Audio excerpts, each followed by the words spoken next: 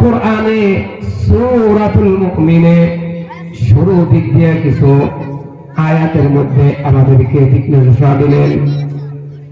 আল্লাহ তাআলা কিছু কথা বললেন। আল্লাহ তাআলা মুমিনদেরকে লক্ষ্য করে বললেন, ও মুমিনেরা, قد أفلح المؤمنون, মুমিনরা সফল কাম হয়ে গেছে, মুমিনরা সফল হয়ে গেছে।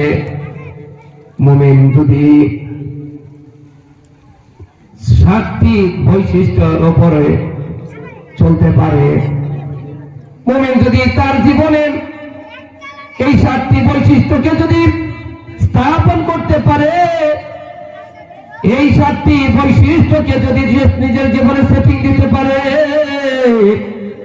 আল্লাহ তাআলা দীপ্ত কণ্ঠে ঘোষণা করেন, দুনিয়ার বুকে যেভাবে পিতা মারা গেলে পিতার পৈতৃক সম্পত্তির মালিক হয়ে যায়, সন্তান বাংলাদেশে থাকুক,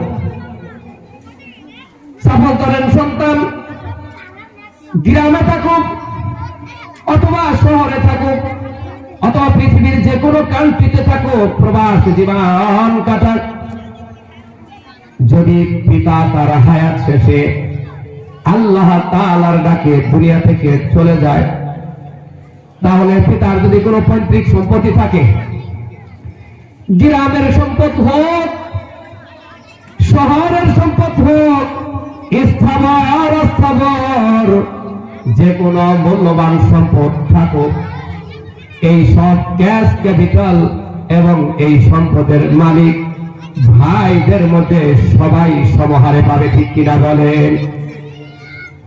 তাহলে আল্লাহ তাআলা এটাই বুঝাইতে চাইলেন, ও মুমিনরা, ও দুনিয়ার মানুষ, আমি তোমাদেরকে সৃষ্টি করলাম, আমি তোমাদেরকে এমনি এমনি সৃষ্টি করি নাই। আল্লাহ তাআলা আমাদেরকে একটা উদ্দেশ্য নিয়ে সৃষ্টি করলেন। আল্লাহ তাআলা বললেন, ও মুমিনরা, দুনিয়ার বুকে যেরকম পিতা মারা গেলে সন্তান তার পৈতৃক সম্পত্তির মালিক হওয়াটা সুনিশ্চিত, এটা একটা চূড়ান্ত ব্যাপার, চূড়ান্ত বিষয়। অমুমিন, যদি তুমি আমি আল্লাহ তাআলার এই বাতলাম, আমার এই নির্দেশিত যদি 7টি বৈশিষ্ট্য গুণগুলি যদি তুমি নিজের মধ্যে স্থাপন করতে পারো,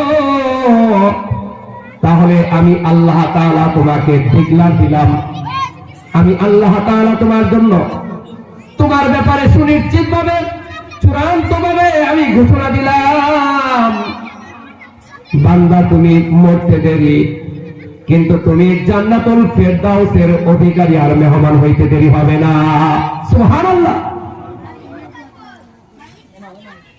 আল্লাহ তাআলা বললেন, বান্দা তুমি দুনিয়ার বুকে পিতা যেরকম মারা গেলে পৈতৃক সম্পত্তির সন্তানরা মালিক হয়ে যায়, এতে কোনো বিঘ্নতা ঘটে না।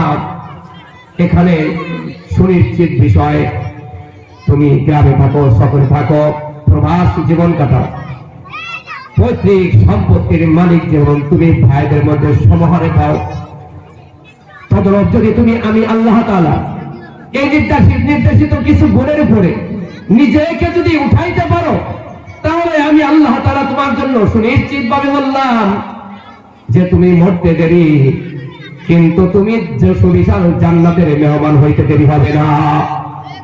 এই জন্য মুহতারাম হাজিরিন, আল্লাহ তাআলা যে বৈশিষ্ট্যের কথা বললেন, বৈশিষ্ট্যের মধ্যে একটা হলো আল্লাহ তাআলা বললেন, আল্লাযীনা হুম ফি সালাতিহিম খাশিউন। আল্লাহু আকবার।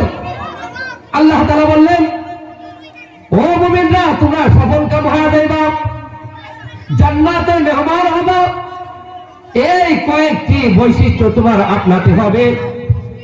1 নাম্বার বৈশিষ্ট্য হলো তোমরা নামাজ পড়বা, তোমরা কামেল ঈমানদার হয়ে মুমিন হয়ে নামাজ পড়বা। নামাজটা কেমন হবে? নামাজটা এমন হবে, তুমি নামাজের মধ্যে খৌফ ও খাশিয়াত তুমি অর্জন করবা।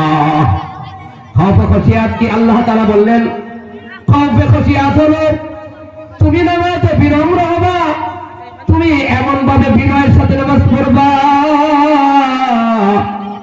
যেভাবে নামাজ পড়েছেন আল্লাহর নবীর সাহাবীরা। আল্লাহর নবীর সাহাবীরা কেমন ভাবে নামাজ পড়ছেন কিতাবের মধ্যে পাওয়া যায়।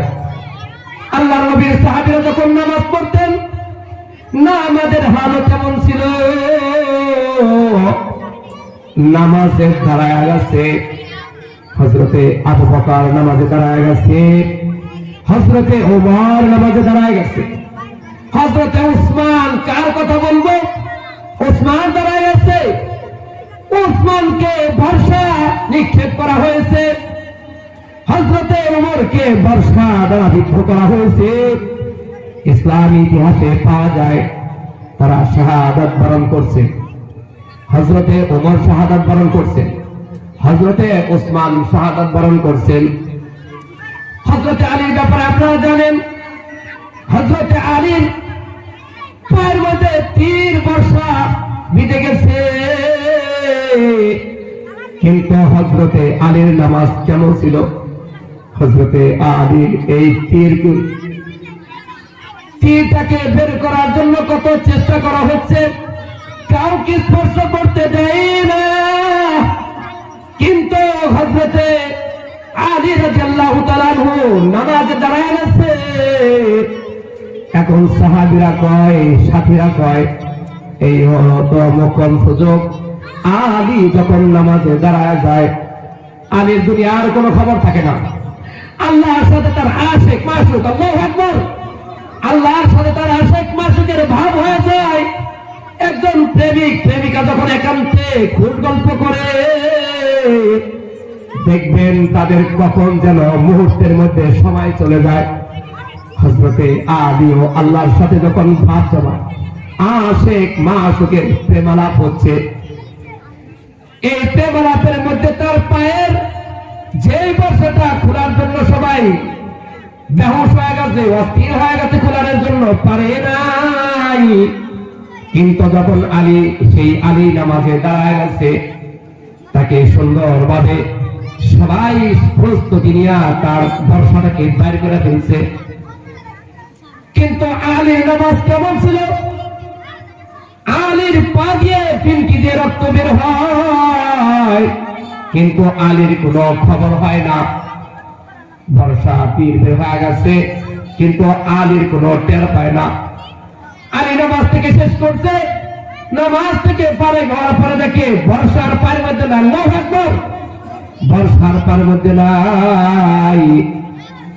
এইভাবে হযরতে ওমর একই কাহিনী, ওমর শাহাদাত বরণ করেছিলেন। ওমর কয়, আমাকে বর্ষা দিয়ে নিক্ষেপ করছে, আমার কোনো আফসোস নাই, আমার কোনো আফসোস নাই, কারণ আল্লাহ তাআলার কাছে আমার একটা স্বপ্ন ছিল, একটা পাওয়া ছিল। সেই পাওয়াটা হলো আমি যেন শাহাদাতের দরজা যেন আবার নসিব হয়। সুবহানাল্লাহ। হযরতে উমরকে বর্ষা তীরে বিদ্ধ করছে, হযরতে উমরের শরীরে রক্ত বের হয়, কিন্তু হযরতে উমর কয়, আলহামদুলিল্লাহ, আমি আল্লাহ তাআলার কাছে যা চাইছিলাম, শাহাদাতের দরজা চাইছি, আমার তো শাহাদাতের দরজা হাসিল হচ্ছে। এই জন্য উমর বড় খুশি। হযরত উমর বলেন, আমার আরেকটি পাওয়া ছিল, চাওয়া ছিল, আমার একটি আবদার ছিল, যদি এটাও হয়ে যায় তাহলে আমি উমর দুনিয়াতে আসা ধন্য হয়ে যাবে। হযরতে উমর কয়, এই কে আছো আব্দুল্লাহ, আসো, যাও যাও, নবী তো দুনিয়ায় বেঁচে নাই। নবীর সাহাবী আবু বকর খলিফাতুল মুসলিমিন আউয়াল দুনিয়ার মধ্যে বেঁচে নাই। আমার নবীর ডান পাশে হযরতে উমর, হযরতে আলী শুয়ে রয়েছে,